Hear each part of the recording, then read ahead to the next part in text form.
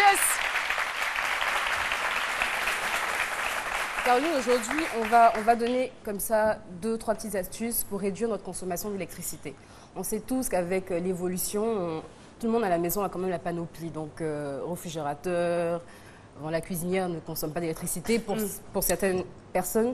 Mais il existe aussi des cuisinières qui utilisent l'électricité. Voilà. Donc, on a vraiment énormément d'appareils électriques. Donc, c'est très bien pour nous aider à la maison, mais il faut penser aussi au portefeuille parce que ça coûte ce que ça coûte.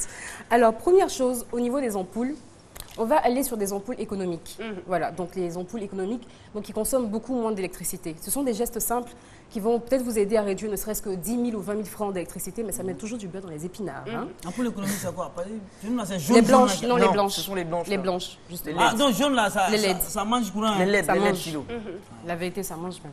Mais encore à ce niveau-là, il faut pouvoir aussi faire le bon choix. Je ne sais pas s'il faut se faire conseiller.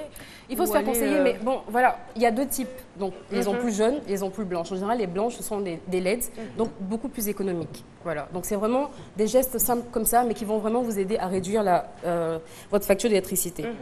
Le congélateur. Le congélateur est là, évidemment, pour rafraîchir, donc pour congeler.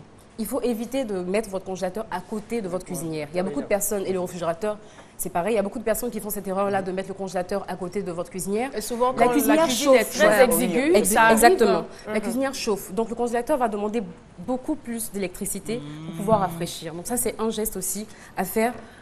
Les télévisions en veille. C'est sûr, la télévision, ce n'est pas ce qui consomme le plus d'électricité. Mais tous les appareils en veille consomment au moins 11%. Ça constitue 11% de votre consommation d'électricité. Donc, il faut juste utiliser un interrupteur, multiprise, des multiprises avec des interrupteurs. Vous allez juste éteindre votre interrupteur et quand vous revenez, vous le rallumez.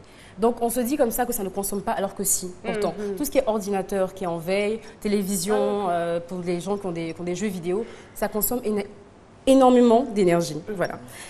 Alors, deuxièmement, que je me retrouve.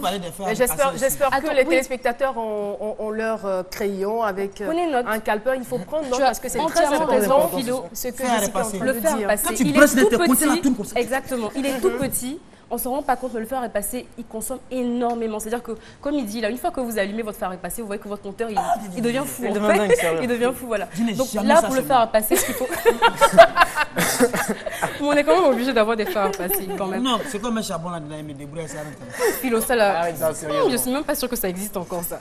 Donc en fait, ça, ce qu'il faut faire, c'est qu'il faut trouver un jour pour faire le repassage. Donc, évitez de repasser des habits tous les jours, lundi, mardi, mercredi. Trouvez un jour où vous allez faire le repassage et essayez de conserver vos tenues repassées. Voilà. Donc, je crois que ce pays est émergent et qu'on va arriver au moment où tout le monde aura un micro-ondes, une machine à laver. Voilà. Bien sûr. Nous, ici, on a la chance quand même de ne pas avoir besoin d'un sèche-linge parce que, bon, la température fait qu'on n'en a pas besoin. La machine à laver, évitez de faire constamment la machine à laver. Et si vous avez une machine à laver qui fait 6 kilos de graisse, remplissez-la et faites la machine à laver. Parce qu'on connaît des gens qui vont mettre 2 t-shirts, 2 pantalons, 2 jeans. Ça consomme énormément d'énergie, donc il faut faire économiser un peu d'argent aux parents. Le micro-ondes, également, le micro-ondes. Ici, malheureusement, on n'a pas cette astuce comme en Europe où on a des heures creuses. Ici, on n'a pas d'heures creuses.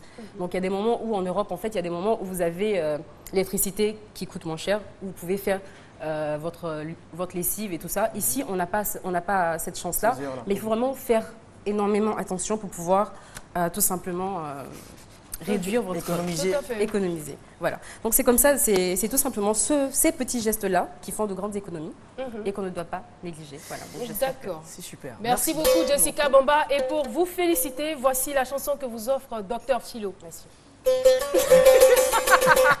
Tu as un côté baoulé? Ça part. Ça part, ton nom baoulé. Non, c'est pas mon nom, ça veut dire c'est vrai. Ok. Mon nom baoulé,